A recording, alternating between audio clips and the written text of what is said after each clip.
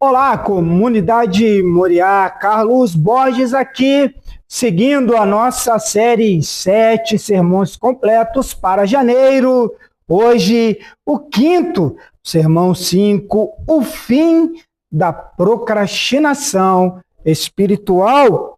O nosso texto bíblico se encontra em Provérbios 24, do 30 ao 34.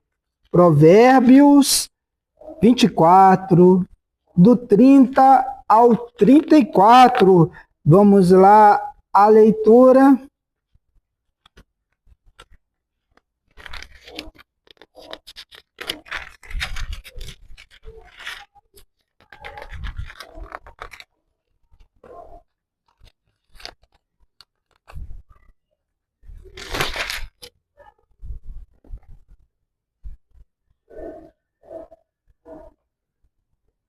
Passei pelo campo do preguiçoso, pela vinha do homem sem juízo.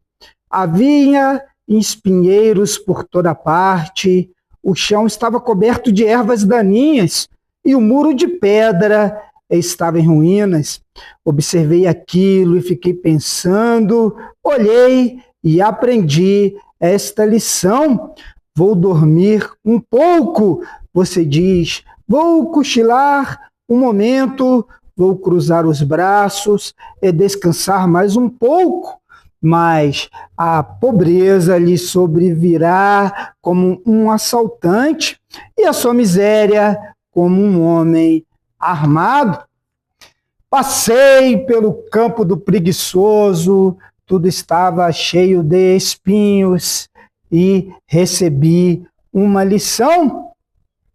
A verdade que evitamos admitir, quase ninguém admite que procrastina, que empurra com a barriga, e menos ainda admitem que procrastinam espiritualmente. Mas o texto de Provérbios 24 nos dá uma imagem poderosa e desconfortável. Um campo abandonado, um muro caído, espinhos tomando conta e um potencial desperdiçado. A procrastinação espiritual não destrói de uma vez, ela destrói aos poucos. Não arruína com barulho, arruína com silêncio, não termina tudo de uma vez, corrói lentamente. E hoje Deus nos chama para acordar, para reconstruir, para agir, para voltar a cuidar da própria vida espiritual. Ano iniciando, inicie esses projetos, pare de procrastinar. A imagem do campo abandonado. Passei pelo campo do preguiçoso, vi que tudo estava cheio de espinhos. O sábio observa um cenário devastador, e aqui está a verdade espiritual. O campo representa a alma, os espinhos representam hábitos negligenciados, o muro destruído representa falta de vigilância espiritual. Nada disso aconteceu num dia. Ninguém acorda com a vida espiritual arruinada de repente. É sempre assim, um dia sem oração, um dia sem palavra, um culto perdido, um hábito de fé adiado, um pecado tolerado, uma decisão adiada e uma vigilância relaxada. E quando percebe, o campo virou matagal.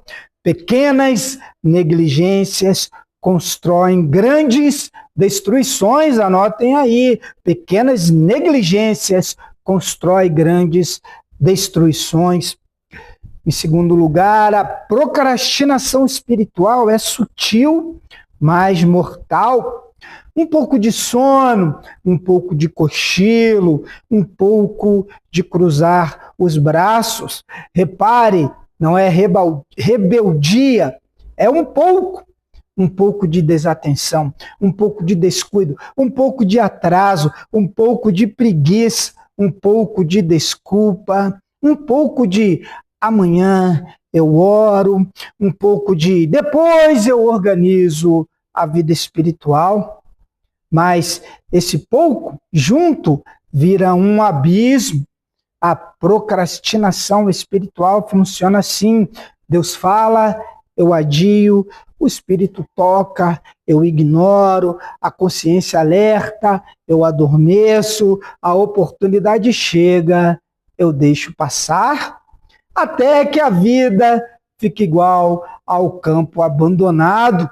Potencial sem cultivo, sonhos sem cuidado, dons sem uso, propósitos sem movimento, alma sem força. 3. Os 4 espinhos da procrastinação espiritual. O primeiro espinho é o espinho do medo. E se eu não conseguir? E se eu falhar? O medo paralisante impede passos de fé. O espinho das desculpas. Agora não, estou cansado, meu dia foi difícil, quando minha vida melhorar, eu volto para Deus. Desculpas alimentam abandono. O espinho da distração. Vivemos na geração mais distraída da história. O celular rouba mais Bíblia do que o diabo. O espinho da autossuficiência. Eu dou conta sozinho, eu sei o que eu estou fazendo, não preciso vigiar tanto assim. A autossuficiência é adubo para espinhos. O sábio olhou e aprendeu. Observei aquilo, refleti e recebi uma lição, fala o autor.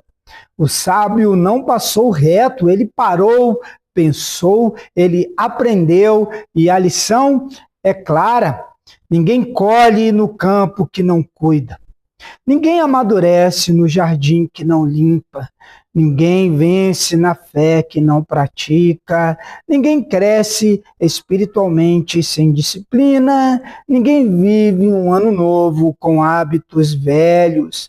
Esse é o chamado de Deus hoje. Pare, observe sua vida, reflita, assuma, recomece.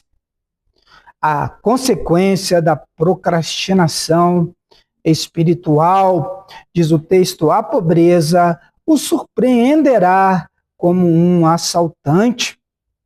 Isso é sério, a negligência espiritual cobra um preço, enfraquecimento da fé, decisões erradas, ataques espirituais, pecados que voltam, frieza espiritual, desânimo inexplicável, perda de propósito, vida sem direção.